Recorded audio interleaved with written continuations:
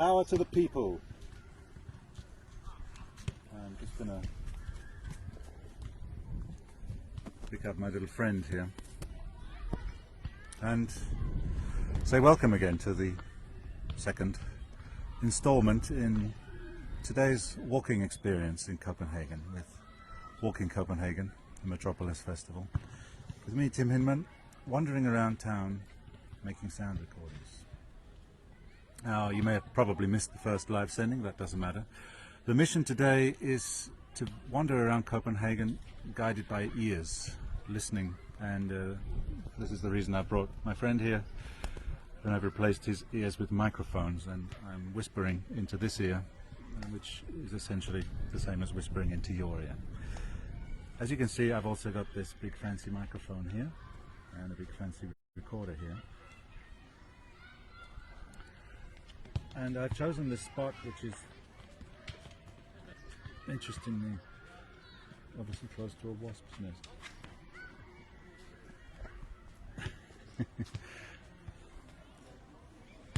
Attacked by insects, which is all good stuff, by the way, it's all good.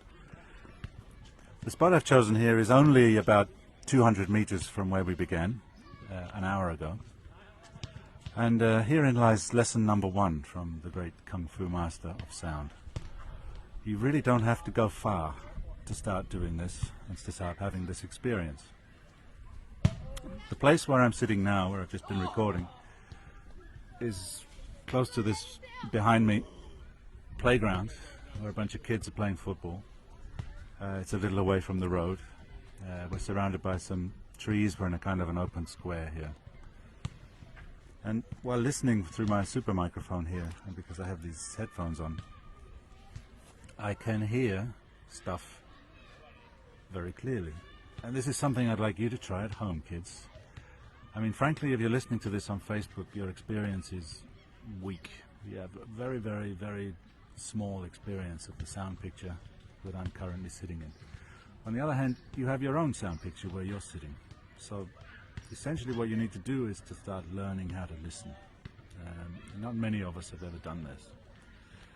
And here, if I start pulling the sounds into little pieces, I start realizing quite how detailed this rather ordinary picture is. I can hear whether the sounds are high or low, loud or quiet, far or near, just to begin with. And the more I listen, the more I can hear, and maybe you can hear them too, the birds in the trees, the slight distant voices of people talking some distance away.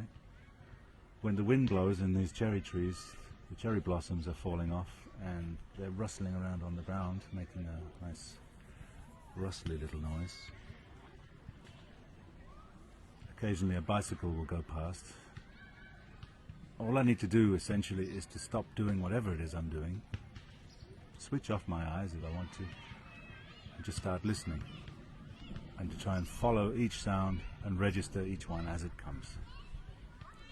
In this very simple exercise, you're already doing something which is called deep listening, and something you may not have done ever before, or you may not do very often.